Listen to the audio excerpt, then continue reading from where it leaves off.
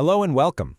Today, we're tackling a really important question for anyone in a university's development office. When it comes to fundraising, are you actually exempt from state registration rules?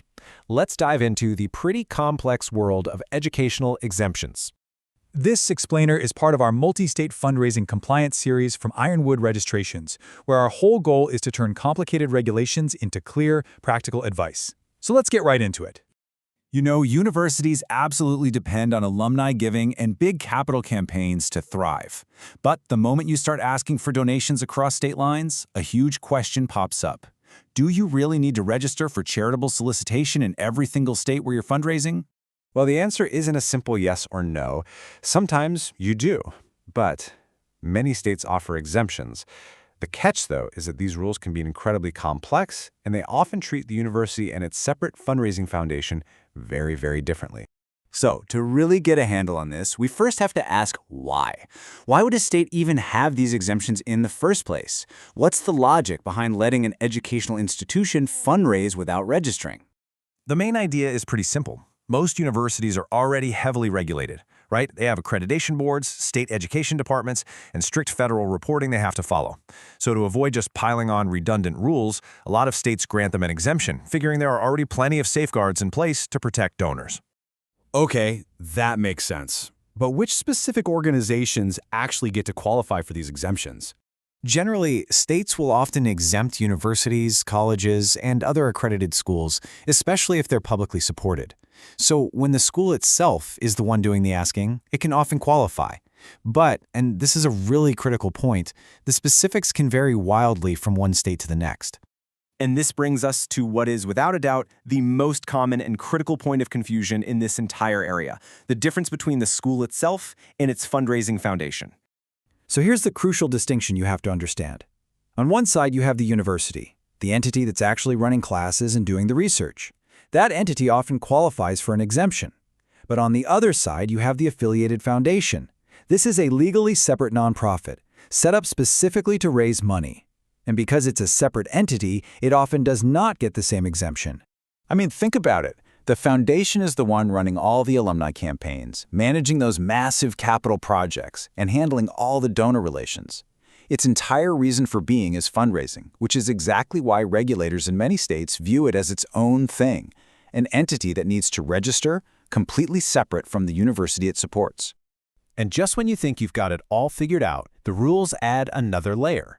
Some states offer what are called partial or conditional exemptions, and these can sometimes apply even to foundations. So, a foundation might be able to claim a partial exemption, but only if it meets certain tests. A state regulator is going to ask questions like, is the foundation directly controlled by the university?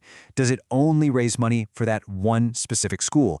And is your fundraising limited to a very specific group, like only soliciting alumni? If you can answer yes to all of these, an exemption might be on the table. But here's a really important heads up. Even if your foundation does qualify for a partial exemption, that doesn't mean you have zero paperwork. A lot of the time, you still have to submit some kind of informational notice or an exemption filing to the state. It's definitely not a complete free pass. All right, now let's zoom out a bit and look at the national picture. Because let's be honest, modern fundraising almost never stays inside one state's borders. Just think of all the ways universities raise money nationally. You've got alumni outreach that spans the entire country, you have online Donate Now buttons that are accessible to literally anyone, and you have these big national capital campaigns. Every single one of those activities means you're soliciting in multiple states, and because every state has its own rules, you might be exempt in one place but required to register right next door. So after going through all these different details and nuances, it really all boils down to one central idea that regulators are going to focus on more than anything else. Inside any big university system, there could be several different legal entities all asking for money. It could be the school itself, the affiliated foundation, or even a separate research organization. And this is precisely why your specific legal structure matters so much to regulators. When a state regulator is looking at your case, trying to figure out if an exemption applies, this whole complex web of rules and relationships can actually be simplified down to one single question. And that question is simply this: who is asking for the donation? Is it the university itself, or is it that separate foundation? The answer to that question is the single most important factor in figuring out if you need to register. So, if you remember just one thing, let it be this. While the educational institution itself might be exempt from charitable registration, its fundraising arm, the affiliated foundation, is often playing by a whole different set of rules and very, very frequently needs to register. Because these rules vary so much from state to state and really hinge on your specific organizational setup, it is absolutely essential to review these requirements carefully before you launch any kind of multi-state fundraising campaign. Understanding when you're exempt and, just as importantly, when you must register is the key to staying compliant while you do the important work of supporting your educational mission.